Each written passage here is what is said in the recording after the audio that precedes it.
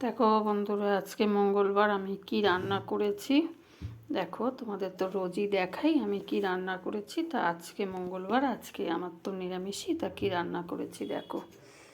এখানে হচ্ছে কালকের পালং শাক চচ্চড়ি করেছি, খুব সুন্দর হয়েছে, করেও আমরা খেয়েও থেকে যায়, এইটা করে আছে। আর এখানে হচ্ছে দেখো বন্ধুরা বিট ভাজা। আর এখানে হচ্ছে এই দেখো বন্ধুরা ছানার তরকারি। এই দেখো ছানা, দুধ কাটালাম, কাটিয়ে ছানার তরকারি করেছি আজকে। কোনো ডাল পাঁপড় ভাজা করিনি, আলু ভাতেও দিইনি, কিছু করিনি আজকে। দেখো এই যে ছানার ডালনা, খুব সুন্দর এটা খেতে লাগে।